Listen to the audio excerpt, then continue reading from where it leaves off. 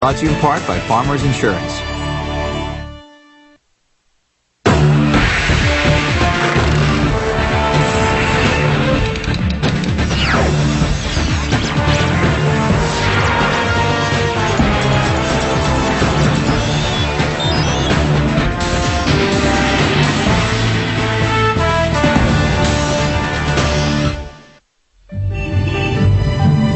The date, December 6th, 1941.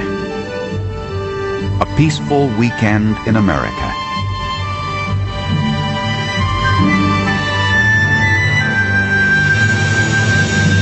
But out in the Pacific, a firestorm was gathering.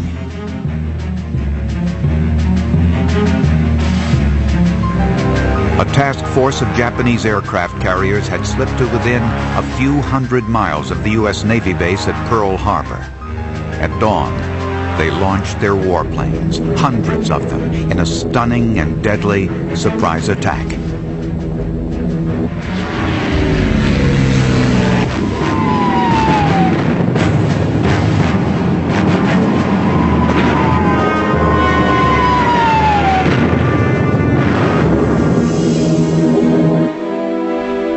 For the United States, a long period of isolationism had come to a swift and tragic end. World War II, already raging in Europe for 2 years, had finally hit home, and a sleeping giant had awakened. The war would demand great feats of courage on the battlefields of Europe, across the vast expanses of the Pacific, and miles overhead, high in the sky.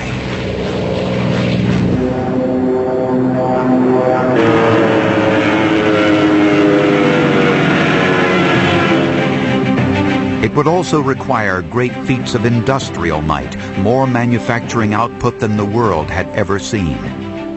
Thousands of heavily armed warships to sweep the seas, tens of thousands of tanks to punch through German lines, and hundreds of thousands of warplanes, planes enough to darken the skies. In aircraft factories all across America, farm hands and housewives and clerks, more than 1 million strong, would join forces to build the mightiest air armada ever launched. Lightning-fast fighters to shoot down enemy planes. Deadly bombers to flatten German and Japanese warplanes. And tough, reliable cargo planes to airlift troops and supplies into battle. The challenge to America's young aviation industry was formidable. Between, say, 1919 and 1939, which is generally considered the golden age, the interwar period, at an average of 2,000 to 3,000 aircraft a year, we're looking at 40,000 to 60,000 aircraft total were produced. By 1944, in 1944 alone, the United States produced almost 100,000 airplanes.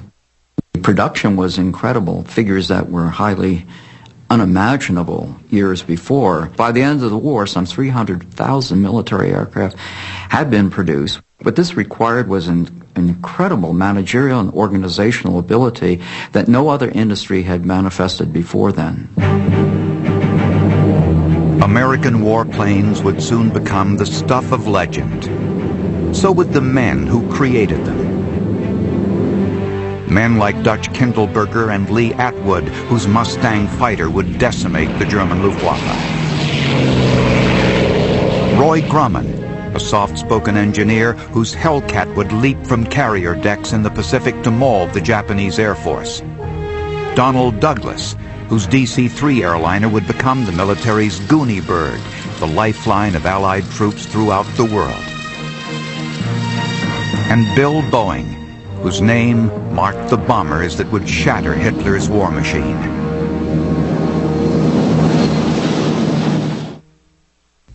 Ironically, just 20 years before, mere survival was the toughest battle most airplane manufacturers were fighting. In the early 1920s, barnstormers captivated the nation's fancy with feats of aerial daring. But while airplane pilots enjoyed fame and fortune, airplane manufacturers struggled to find a market for their wares. Surprisingly, the man who finally set the pattern for success was not an aviator, but a wealthy Northwest timber baron. His name was Bill Boeing. Bill Boeing was a millionaire many times over, long before he got into the aviation business. He was a financial genius, if you will. He was not a builder in the sense of he was not a designer or an engineer, but he knew the financial world. And he brought in the best people he could find to run his companies, which is why his company was so successful. Boeing's big opportunity came in 1925, when the U.S. Post Office opened the nation's embryonic airmail routes to private contractors. Boeing put in a low-ball bid on the longest and hardest route, Chicago to San Francisco, and soon surprised competitors by turning a profit. Soon, Boeing started carrying passengers along with the mail, and a pioneering U.S. airline was born. Boeing's air transport subsidiary became United Airlines. In 1933, in the heart of the Great Depression, Bill Boeing unveiled a dazzling new airliner called the 247. Well, the Boeing 247 is widely considered to be the first modern airliner. Modern in the sense that it was all metal construction, cantilevered wings, in other words, it had internal supports, retractable landing gear, cowled engines, controllable pitch propellers, major breakthrough. Its cruising speed was about 160 miles an hour, which was 60% faster than contemporary airliners of the time, the likes of the Ford Trimotor and whatnot. The Boeing 247 first flew on February 8, 1933, entered service about a month or so later with United Airlines, and completely revolutionized air transportation in the United States. Boeing's 247 rendered all other airliners obsolete. Then the Boeing company made a mistake that would haunt it for decades. TWA, one of United's fiercest rivals, ordered 20 of the new airliners. But Boeing refused the order. The first 60 planes were earmarked for United. Saddled with obsolete planes, TWA desperately sought another builder to produce a competitive model. Finally, a designer in Los Angeles took the job. His name was Donald Douglas. Douglas's challenge to the Boeing 247 was a prototype he called the DC-1. But he never sold DC-1s. Instead, he leapfrogged straight to improved production models, the DC-2, and soon an even better model, the DC-3. The DC-3 introduced wing flaps which added lift, allowing the plane to use shorter runways or land at slower, safer speeds. More powerful engines, which gave the plane a top speed of 200 miles an hour, and a 21-passenger cabin, which gave the plane far more earning power than the 10-passenger Boeing design. Virtually every American airline going into World War II was flying DC-3s. That was the standard American airliner. 21 passengers, it would cruise at higher altitudes, at greater speed, with greater range than any other passenger airliner in the sky. And it had the right economics, the right combination between costs and performance. So it became the standard by which all other commercial airliners were judged. Even United Airlines, whose monopoly on the Boeing 247 had triggered the Douglas design, replaced its Boeing planes with Douglas airliners. But it was the outbreak of World War II that launched the Douglas plane by the thousands. We took the small passenger door out on the left side of the airplane and put in a big door. Then we beefed up the floor structure so that we could carry cannon or various artillery pieces, and you could actually run a Jeep up into the cabin of a DC-3. And the door was wide enough to load cargo. And also part of the door would come off so they could drop parachute jumpers out of it. Dressed in olive drab, the military version of the DC-3 was officially named the C-47, but soldiers fondly called it the Goonie Bird for the ungainliness with which it lumbered into the air with its loads. The Douglas plane came to dominate military transport, just as it had passenger service. But the Boeing company was not about to sit on the sidelines. Boeing began work on a new plane and came roaring back into the heat of battle with a plane that would become a legend. Charles Lindbergh's plane, Ryan NYP, the Spirit of St. Louis, was named in honor of Lindbergh's supporters and financial backers in St. Louis, Missouri. NYP is an acronym for his route, New York to Paris. Modern Marvels will return in a moment. An accident, fire, or burglary can turn your whole world upside down. But if you're a Farmers Insurance customer, you can call our new Help Point service the moment it happens. Farmers Help Point service. Here to think straight when you can't. Here to care and to really take care the moment you need it most. Farmers, get you back where you belong.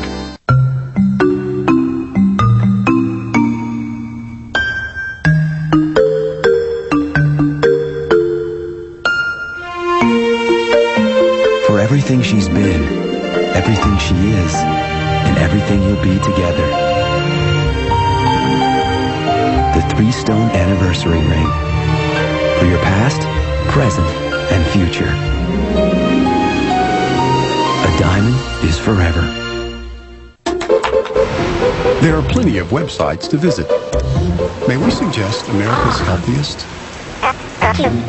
Walgreens.com. Now you can schedule emails to remind you when your prescriptions need to be filled. Get your prescription history. Click prescriptions for easy refills and get emails when your prescriptions are ready. If only the weather were this reliable. Register online or come into Walgreens Pharmacy and we'll do it for you. Walgreens.com.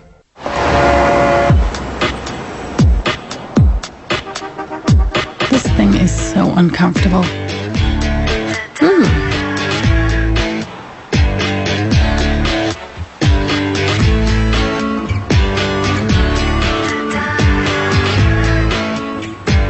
Hands comfort. It's a beautiful thing.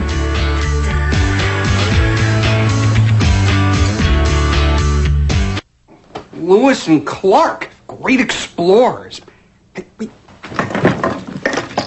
Hi, I'm Thomas Jefferson. Would you check out the West for me? Oh, sure. And they take their keelboat up the Missouri. Oh, Buffalo. Then they built Fort Mandan. They're at 1804. Made some friends along the way. I'm Sacagawea. Through the Columbia Gorge. There are tons of ways to help with your kids' learning.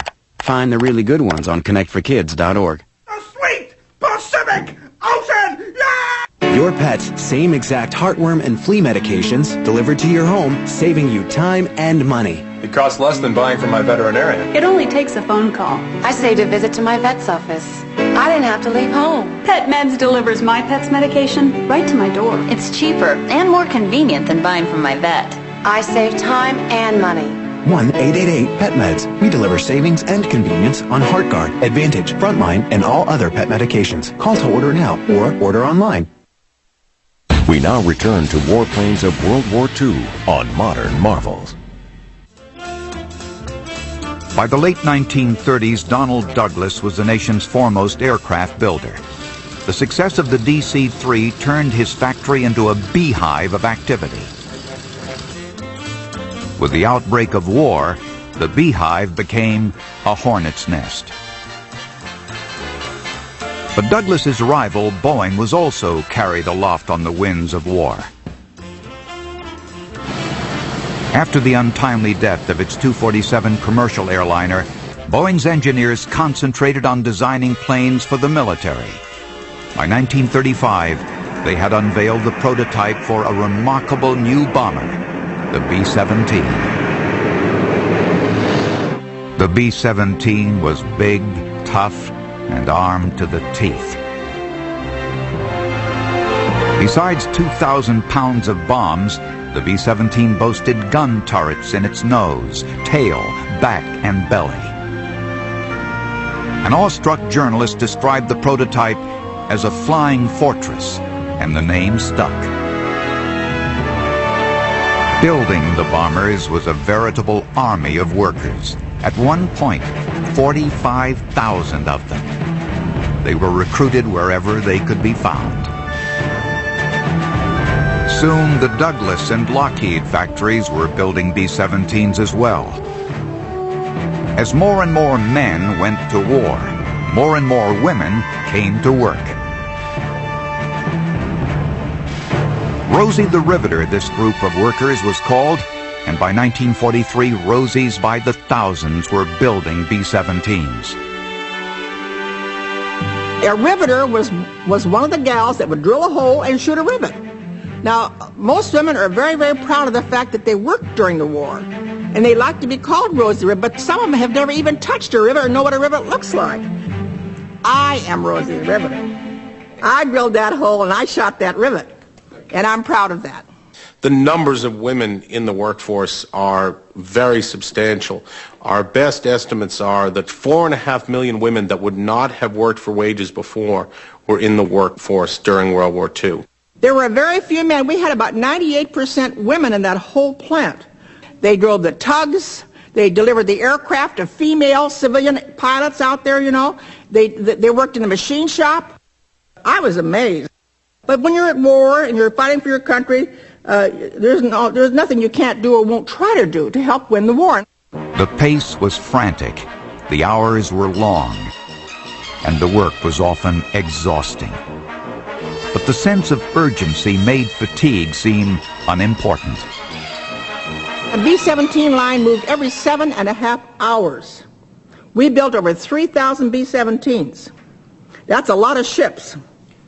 I'd come home at night and, man, I was ready to hit the sack. Sure, we were tired, but we knew we had a job to do. And, you know, we weren't sure we were going to win that war. And if we could contribute to it, it was the best thing in the world could have happened to us. Many Rosies were housewives whose husbands were at war. A few, though, came from a more colorful background. Near a military base in Alaska, the Army, it seems, shut down several brothels. To make ends meet, the women moved to Seattle and got jobs at Boeing. But soon they found a way to supplement their paychecks by moonlighting in the air raid shelters beneath the factory. Morale rose to an all-time high until the women were found out and fired. Despite such occasional distractions, the makeshift workforce made good. By 1943, Boeing was churning out 16 forts a day, one every 40 minutes. In Europe, the Army's 8th Air Force put the Flying Fortress to deadly use. In August of 1943, 376 B-17s left England for a strike on German ball-bearing and aircraft factories. It marked the beginning of a campaign of round-the-clock bombing. The Boeing B-17 was at the heart of crippling Allied airstrikes, including massive raids that launched 1,000 bombers at a time. Over Berlin, the Germans came in at us head-on. There were some mid-air collisions, and there were pieces of airplane and pieces of people that were in the air up there. It was a pretty horrendous thing. I mean, I'm sure you've seen many pictures and accounts of planes that come back that look like they were just absolutely unflyable. That plane would fly as long as the crew was willing to stay with it. The B-17s inflicted a fearsome toll, not just on the ground, but in the air as well. B-17 gunners shot down 2/3 of all enemy fighters destroyed during the war.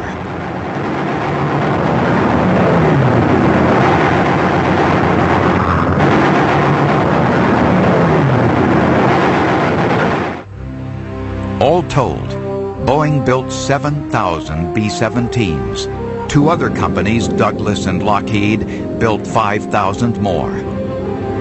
But it wasn't enough. As the war escalated, it quickly became clear that mass production on an unimaginable scale was needed.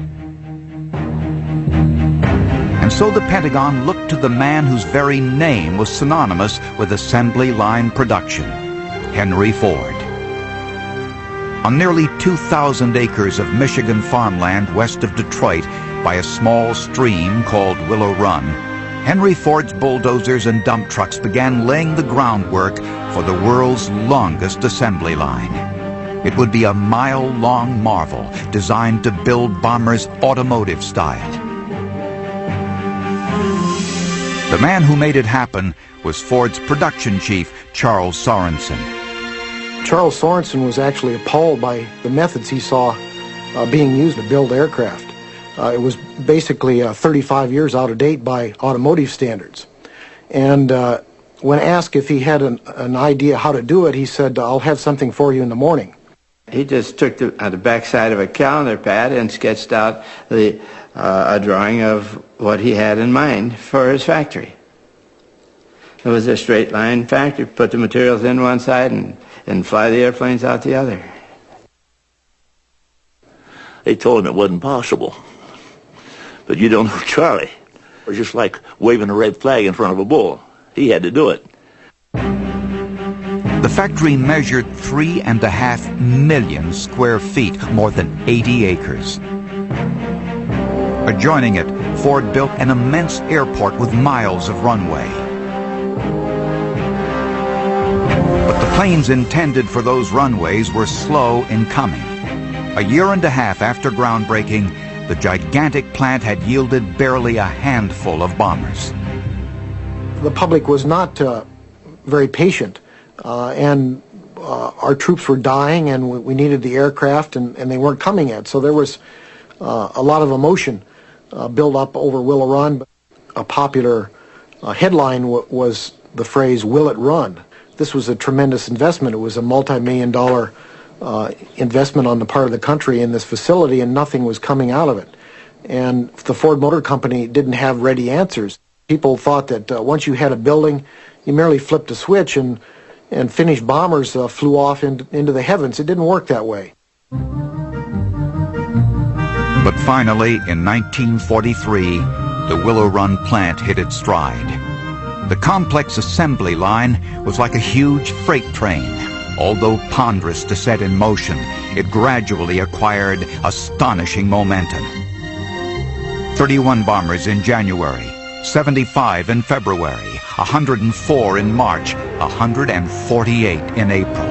The mile-long assembly line was gathering steam. Day and night, an army of workers, including many Rosies, built the bombers. A few workers had rather unique qualifications. When the planes start going down the assembly line, they call center wing, that would be the center, but the very tip, a normal-sized person could not rivet there. They couldn't get inside.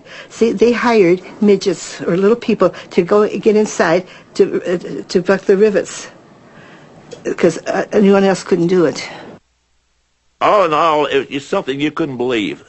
You look around at all those people there. Some of them couldn't read or write. Some couldn't even speak English. But they all put forth the effort you wouldn't believe, and there was no discord among any of them. By the end of 1943, with 46,000 workers on the assembly line and another 22,000 making parts off-site, Willow Run was spitting out 12 new bombers a day. The new plane was called the B-24 Liberator. It was faster than the B-17, and it could fly farther. It had the range on it, the B-24 was about 3,000 miles, whereas the B-17 is around 2,000 miles. But the bomb loads were practically the same. But I found it had a few drawbacks because the fuel lines seemed to run through the bomb bay, and if those little connections weren't made exactly so, why, that airplane could go kabooms, which some of them did, you know. It was not a popular airplane. It was not easy to fly. It was a hard airplane, and you had to wrestle at the end of an 8-hour mission. You got out, and your legs feel like somebody had just jabbed big burning needles up into them because of that constant work. But it kept bringing us back. And gradually, whatever shortcomings it may have possessed, the Liberator more than made up for in sheer numbers and range. All told, American factories built more than 18,000 B-24s, more than any other airplane produced during the war. Ford alone assembled 6,800 and shipped another 1,900 in pieces to other factories for assembly. Henry Ford and his assembly line had joined up and earned their stripes. By the latter half of 1943, wave upon wave of American-built bombers were striking deep into the heart of Nazi territory. But the deeper the bombers penetrated, the more vulnerable they became to Luftwaffe fighters. The Liberators and fortresses needed protection. Soon, there emerged a revolutionary new fighter plane provided.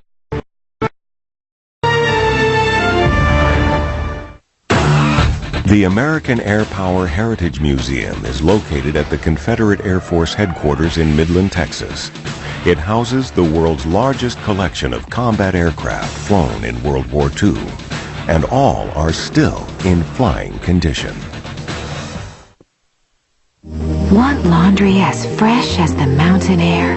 Try Sierra, the fabric softener with... Hi there. Want the bugs out fast? Call the man. Your Orkin man. At 1-800-800-ORKIN. When you can find a locksmith and tell your friends you're running late. When you can find the words to open a door, all with a calling plan starting at $19.99 a month. That's M-Life from AT&T Wireless. Stop by or call 1-800-IMAGINE today. A typical car insurance agent is on the job during regular business hours. On the other hand, Geico insurance professionals are on the job 24 hours a day. Geico, a 15-minute call could save you 15% or more on car insurance. Geico Auto Insurance, how may I help you? Hello? Hello? Need another way to talk to Geico? Check out geico.com. In 15 minutes, you could save 15% or more on car insurance. Hello? Tuesday nights, great entertainers. They sang about Dead Man's Curve till it shut them down. I mean, he was fascinating and funny and eccentric. His songs rose in the charts while he fell into despair. Their lives were filled with surf, sand, sun, and sorrow. Beach Blanket Bio, July 23rd, only on the Biography Channel. Finally, the Biography Channel. Call 1-800-240-5444. It's about people. It's about life. It's about time. Hot dogs, over here. That'll be 4 1/4. I'll give you 1 1/4. Hey, pal, no discounts. Hot dogs. We want a better deal. Everybody wants them. Hot dogs. We can get you great deals on hotels. New York for $69 a night. How about Las Vegas? San Francisco? Worldwide. All right, guys, you got a deal. Tell me more about this. Hotels.com. The best prices at the best places, guaranteed. Are you still cleaning your floors the old-fashioned way? Sweeping, mopping, bending? Now there's a better way to clean your floors. Introducing the Hoover FloorMate, the new all-in-one hard floor cleaner that replaces your broom, bucket, and mop. First, the FloorMate dry vacuums up the loose dirt. Next, it uses Hoover's rotating brush system to scrub the floor, just like a good old-fashioned scrubbing. And it even vacuums up the wet solution instantly, so when you're finished, your floor is dry. Vacuums, scrubs, and dries all in one. And the soft touch brushes and soft tread wheels are gentle enough for any floor. Use it to clean your ceramic tiles, vinyl floors, even hardwood floors. Call now or go online and order the Hoover FloorMate complete with Lysol and Old English cleaning concentrates for 4 easy payments of $49.99. If you're not 100% satisfied, Hoover will refund your money within 15 days. So call toll-free 888-HOOVER-5 now. It's time for Hoover. We now return to warplanes of World War II on Modern Marvels.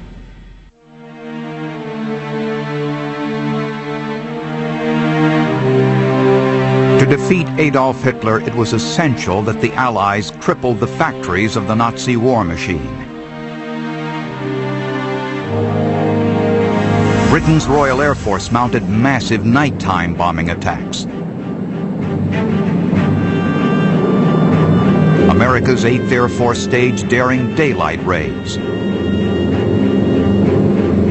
The raids took a deadly toll on both sides, as Allied bombers struck deeper and deeper into the heart of Germany, going far beyond the range of their escort fighters. German interceptors brought down a heartbreaking number of planes.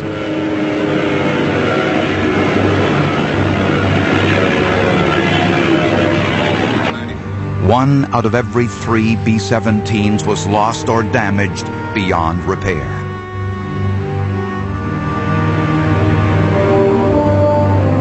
The Allies needed a faster, deadlier escort, one that could go the distance with the bombers and outfight Germany's best fighters. The need would be met by a company that had never even built a fighter plane, North American Aviation.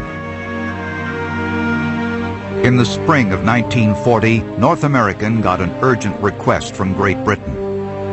Desperate for fighters, Britain asked for bids on 100 P-40s, airplanes designed nearly 5 years earlier. Dutch Kindleberger, North American's president, feared that the outdated P-40 couldn't hold its own against faster German aircraft. I talked to Dutch about the possibility of designing an airplane of our own, a fighter. And I knew that we couldn't get a contract from the Air Corps because we hadn't built one. But Britain was desperate. When North American proposed building a new fighter, the Brits ordered 320 of them, sight unseen. North American got the go-ahead in April of 1940, 2 days after Germany invaded Norway. The fighter's official designation was the P-51. Its name, coined by the Brits, was the Mustang. North American had just 100 days to produce the prototype, an unheard-of schedule for a new design. Adding to the pressure were the plane's revolutionary features: a thin, streamlined wing and an innovative radiator whose jet-like exhaust added some 30 miles an hour to the plane's top speed. As the plane took shape, Hitler provided a grim reminder of what was at stake. He launched a fierce airborne assault on Britain, the prelude to an invasion.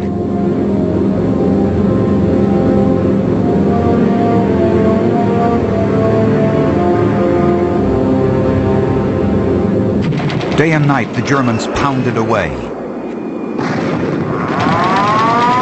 Their backs to the wall, the outnumbered and outgunned pilots of the Royal Air Force, the thin blue line they were called, beat back wave after wave of German attackers.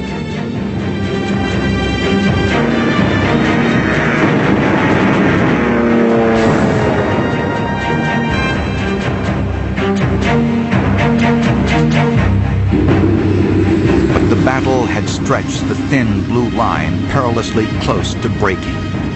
The Mustang was needed more than ever. At North American, work continued at a fever pitch. But suddenly, a disastrous problem loomed, not with the Mustang's exotic design, but with North American's own workers, a wildcat strike by the local union demanding higher pay. This is a very controversial strike because there's some evidence that the local union did have leaders that were either belonged to the Communist Party or at least were influenced by communist ideology. And so therefore it became a real lightning rod for the debate over communism at the time.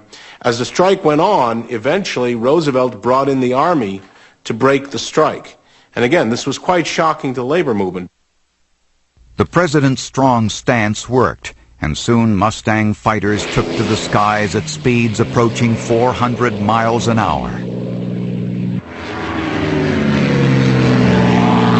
But the Mustang was just getting warmed up. In 1942, the Mustang's General Motors engine was replaced by a powerful Rolls-Royce engine called the Merlin.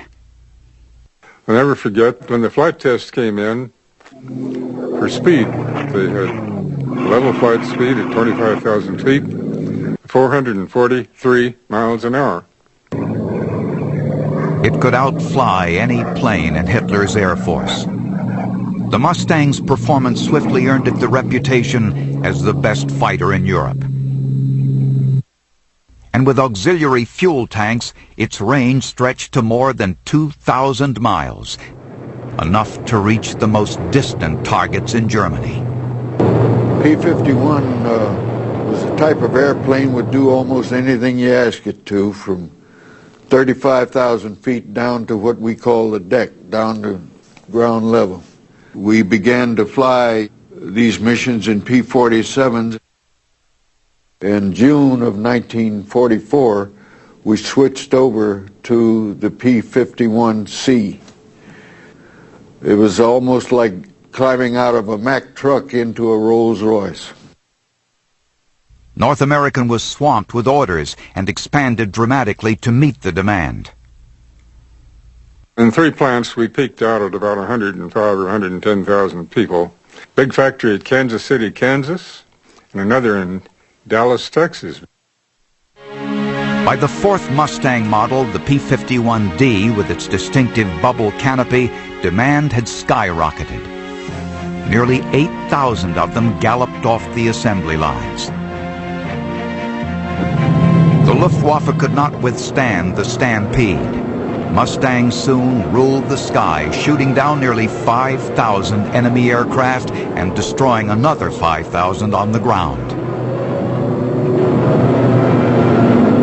We started out by doing bomber escort. We did dive bombing.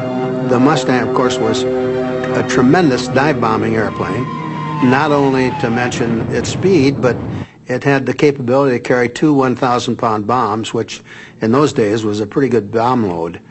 Without a doubt, the Mustang was the best prop-driven aircraft of World War II. The Mustang became the dominant fighter in the skies over Europe. But half a world away, in the skies above the Pacific, that distinction belonged to a fighter plane from a place called the Iron Works. I'm Jason Seaman from the New York Times, and I know what road trips are all about. So when I got the chance to hit the road without 50 sweaty teammates, I was psyched. Chance to see the sights, meet the people, and get to know the land. I thought, cool, we'll stay at some great hotels. Yeah. Some more of nature's beauty. From the Grand Canyon to Las Vegas, the Rockies, and more, join Jason Sehorn for Hit the Road Week. Begins July 29th on the History Channel. Grand Canyon's that way. What's it called again?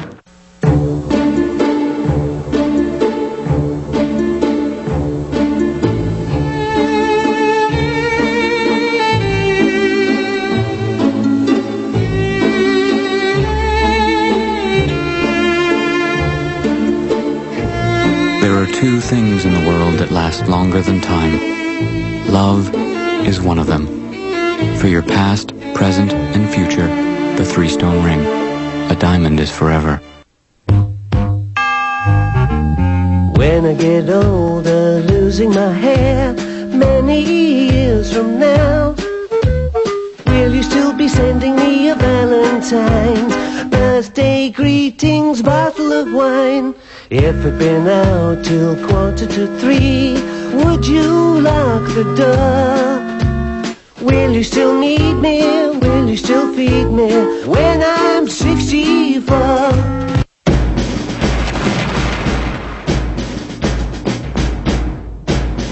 Basic Training, a new reality series, premieres August 5th at 8:30. You're watching the History Channel. Witness the events that shaped the birth of our great nation in an epic History Channel production. For a limited time, order the American Revolution 6-volume VHS set and save 25%. Offer expires July 31st. Shop now. Your pet's same exact heartworm and flea medications delivered to your home, saving you time and money. It costs less than buying from my veterinarian. It only takes a phone call. I saved a visit to my vet's office. I didn't have to leave home. Pet Meds delivers my pet's medication right to my door. It's cheaper and more convenient than buying from my vet. I save time and money.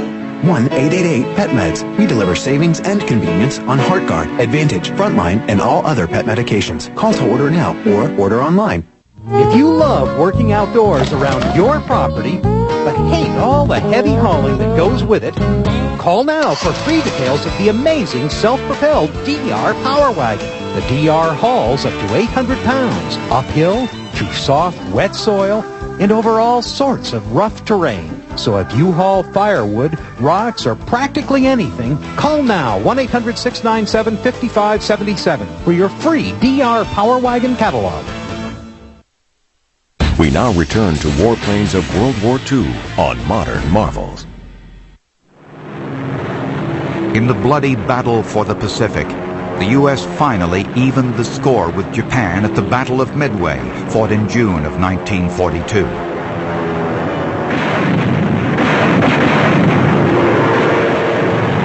There, Navy pilots sank 3 Japanese carriers and crippled a 4th, and Japan lost nearly 300 planes. It was a sign of things to come. The war in the Pacific marked the combat debut of the aircraft carrier for both Japan and the United States, and it was a most convincing debut. Carrier-based airplanes swept the skies for hundreds of miles around their ships, and the major naval battles of the Pacific were won or lost by air power. A pivotal role in those battles was played by planes from a Long Island factory known as the Iron Works, Grumman Aircraft. It was the creation of a soft-spoken engineer named Roy Grumman. My father was the conceptual engineering type who had the ideas and had a genius for the mechanics of flight and what it took to make an airplane perform the way it should. A former Navy test pilot, Grumman had a superb grasp of the unique demands imposed by aircraft carriers. His first Navy fighter was a 2-seater, but it could outfly the Navy's fastest single-seat fighter. The Navy ordered 27 of them. Grumman expanded from a tiny garage into a real factory on Long Island. By 1940, Grumman was on his 4th major fighter design for the Navy. Officially designated the F-4F fighter, it was called the Wildcat. It owed its most innovative feature to a rubber eraser and a pair of paper clips. A space-saving folding wing, which doubled the number of planes a carrier could hold.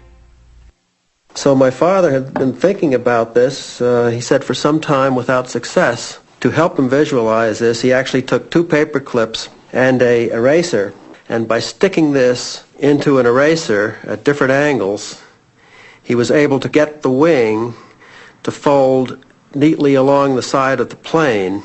And he made this model where the wings folded, and he put it in a box, and he trundled off to Washington carrying this box. And he sat down with the Bureau of Aeronautics people, and he opened the box. He took out the plane with the wings folded, put it on the table, and then spread the wings out to their position. And in his words, the Bureau of Aeronautics people were delighted and amazed. After Pearl Harbor, with the Navy fighting a 2-ocean war, U.S. shipyards were building new aircraft carriers by the dozens. Demand for Wildcats proved almost insatiable. Grumman's manufacturing complex grew from 1 plant to 2, then 3, sprawling over 120 acres. Production lines ran 20 hours a day. During the long, bloody battle for Guadalcanal, even top speed wasn't fast enough. Grumman Aircraft Company was going full bore on a production line producing these Wildcats. And it so happened that they had a bunch of parts for Wildcats all crated up and ready to send out to the carriers for use as replacement parts. And then when the Navy put in a call to the company desperately asking for more of these planes as quickly as possible. The company actually came in on a weekend and opened the crates and put together 24 Wildcats, which were immediately shipped out to the fleet. The Wildcat was a scrappy fighter. One day, a lone Wildcat pilot named Butch O'Hare gave a powerful demonstration of what the airplane could do.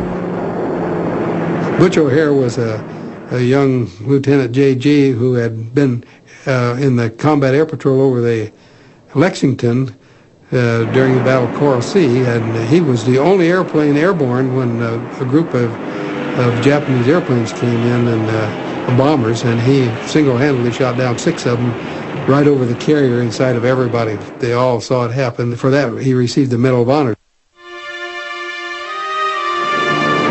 But against Japanese fighter planes, the Wildcat had a tougher time. The Japanese Zero had surprised the Americans with its speed and maneuverability. The Zero wasn't as tough as the Wildcat, but in dogfight after dogfight, the Japanese fighter proved faster and more nimble. The standard tactic in those days, they had some very experienced Japanese pilots, and their standard evasion tactic, if you jumped one of them, was they immediately went into a loop. And if you followed them through the loop in a Wildcat, on the second loop, they would be behind you. The Ironworks got busy on a new and better fighter.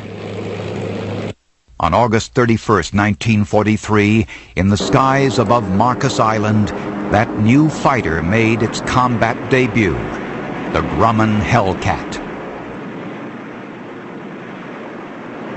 Roy Grumman soon learned that the Japanese Zero finally met its match. Yes, I remember receiving a wire after the Hellcat squadrons were fighting from one of the squadron commanders saying that the ratio was 200 to 1. In other words, 200 Jap planes shot down to the loss of one Hellcat. In battle after battle, the Hellcat earned its name. The Navy clamored for more, and Grumman responded with more production lines.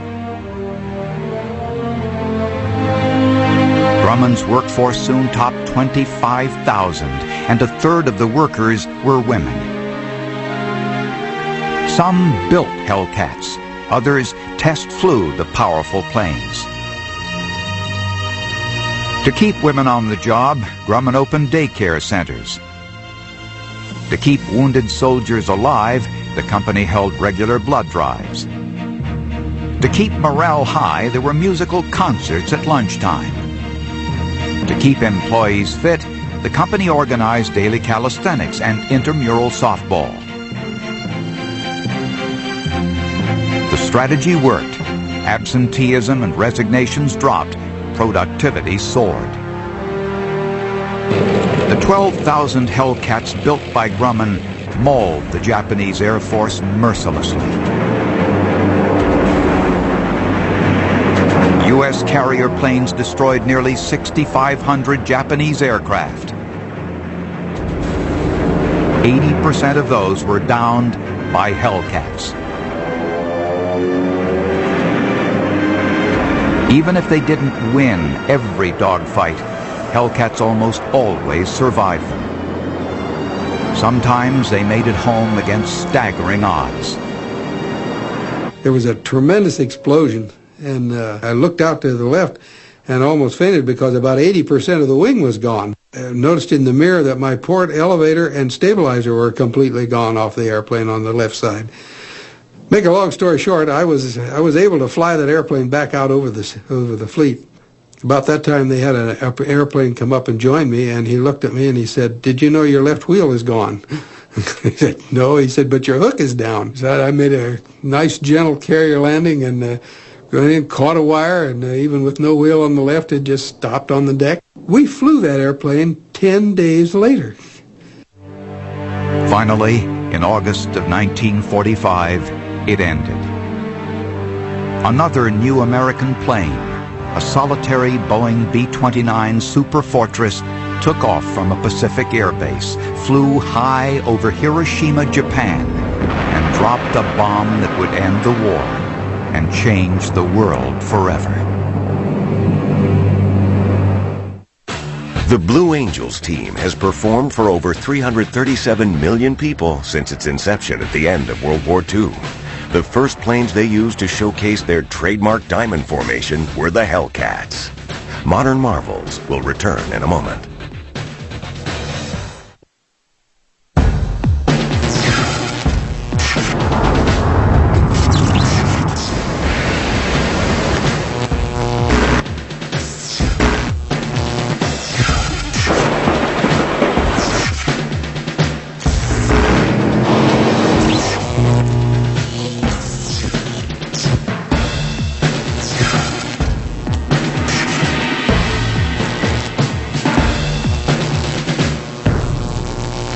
I'm Jason Seaborn from the New York Times, and I know what road trips are all about. So when I got the chance to hit the road without 50 sweaty teammates, I was psyched. Chance to see the sights, meet the people, and get to know the land. I thought, cool, we'll stay at some great hotels. Yeah. Some more of nature's beauty. Hit the Road Week, beginning July 29th at 9 p.m. on the History Channel. Grand Canyon's that way. What's it called again? Sponsored in part by Expedia.com. Don't just travel, travel right. In a valley, near a river, there's a place called Perfect. In Perfect, there's time to smell the roses. People don't mix plaids and stripes. There's always cough syrup, even at 3 a.m. And socks never get lost in the dryer. Of course, we don't live anywhere near perfect, so we have Walgreens, open every day, many 24 hours, where we can get what's needed for the real world. That's life. This is Walgreens. Hi, Billy Mays here with an amazing new product. You gotta see it to believe it. It's called the Ding King. It's the do-it-yourself dent and ding remover with professional results. What do you do when you get a dent or a ding in your car? Up until now, you either had to drive around that way or spend hundreds of dollars to have it fixed. Not anymore. The Ding King gives you the power to remove that dent or ding. Simply apply this special bonding agent to the super strong dent puller and place it firmly in the middle of the dent. Now fit the pulling bridge over it and twist on this special wing nut. It's like dialing the dent away. You see it happen instantly, right before your eyes. Like magic, the dent is gone. And look, your car is like new again. It's like the dent was never there. You want your car or truck to look good. Nobody wants to drive around with dents and dings. Take a look at this dent. It's a doozy. But don't pay a fortune to have it removed. And why risk higher insurance rates when you could remove it quick and easy with the Ding King?